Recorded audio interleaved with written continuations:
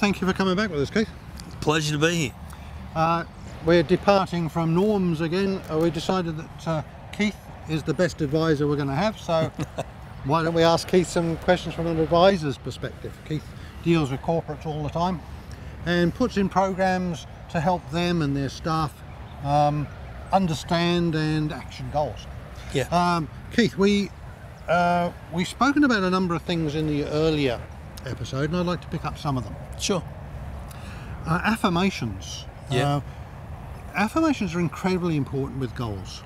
They are. Can you tell us why they work, firstly, and then we'll talk about how to do them? Well, in essence, Kerry, your brain listens to everything you say to it. It doesn't hear words like "not." Yes. What it hears is what you keep on telling it. So if you've got a choice to speak in about a goal or a focus or what you want to become, why not be embedding that into your subconscious and play that, not only the visualization but that affirmation of what's important to you, what matters to you, and what's going to make a difference in the long run. I've heard Dennis Waitley say that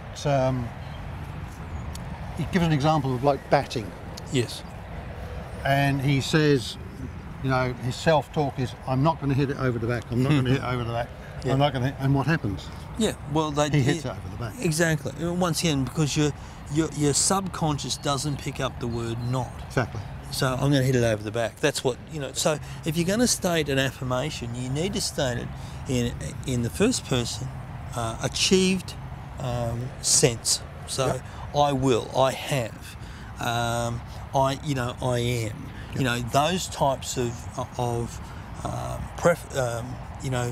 parts that start the process off. Yeah. And so that's important to use those affirmations. Look, we're talking to ourselves all the time. We are, yeah. Our subconscious, that chatter is going all the time. And, this meeting's not going to be great, or these people are going to say this. Well, who said?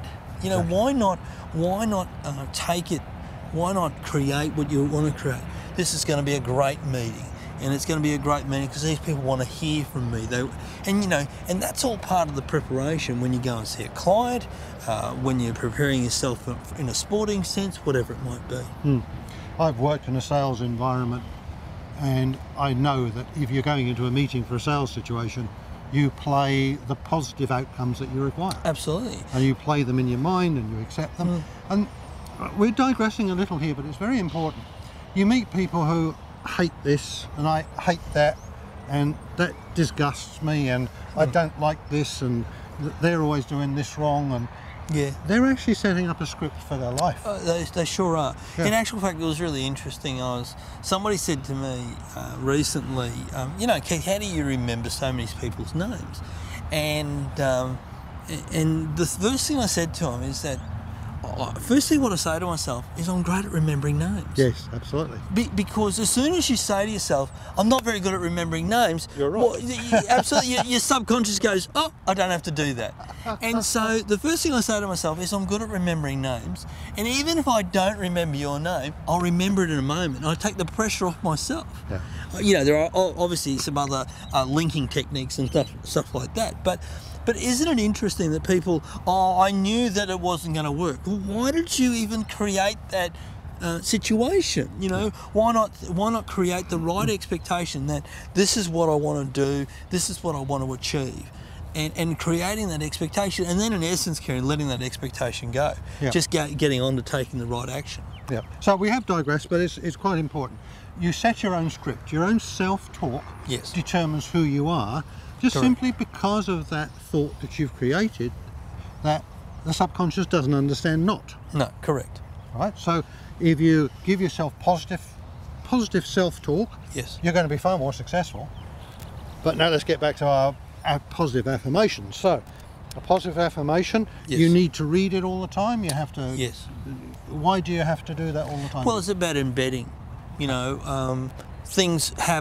Habits are formed through consistency. And so this is why it's really important that people take some time to use those affirmations on a regular basis and talk about what they want to do, what they want to achieve, and where they want to go. Okay, we were talking about weight before, so let's talk about some affirmations about weight.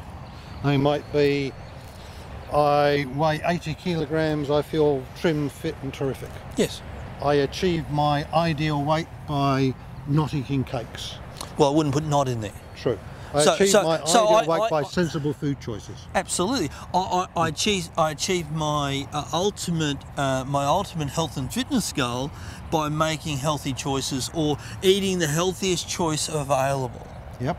You know, especially when you're in a situation where you're at a function, you go, gee whiz, there's so much different food here. What's the healthiest? Or the sushi over there's the healthiest, not the party pies. As much as we like party pies, Kerry. Well, I'm afraid I'm a party pie person. Me too. Okay, so we've got our affirmations. They're written as if achieved, yes, positively, yes, and they're reviewed frequently. Read frequently. Yep. So put them on a 3x5 card, yep, and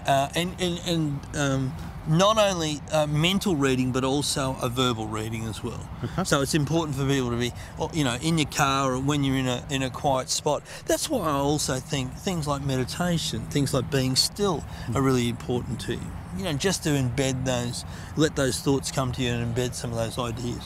Okay. Now we were talking earlier about an initiative you are starting in relation to goal tracking. Yes. And this relates to what we're talking about. We're talking about setting a goal and always making an effort to keep up with it. Yeah, absolutely. Can you tell us about what you're planning in relation to goal tracking and how that might benefit the audience? Look, if people want to log on to iTunes or even their Android or their BlackBerry and search Passionate People app, okay, I've created an app using our process of Feel, Think, Do. Yep.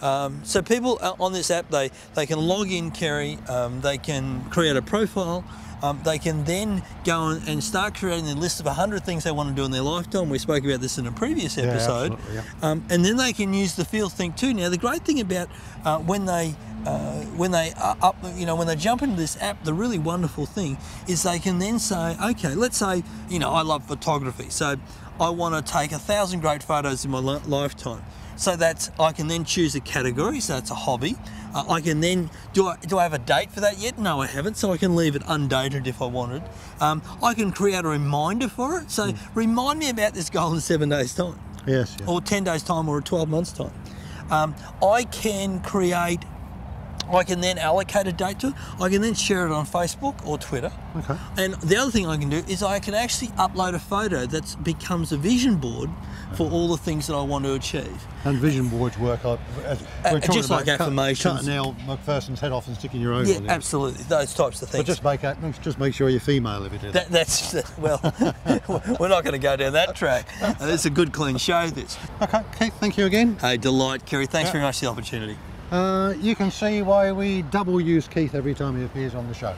All right, so what have we learned? We've learned affirmations must be positive, must be stated as if achieved, must be read verbally in front of a mirror, even is helpful, frequently, and that's where Keith's app might be helpful. So why don't you search your apps for Passionate People, whether you've got an Android, an iPhone, or whatever it is that you're using, and just set yourself one goal.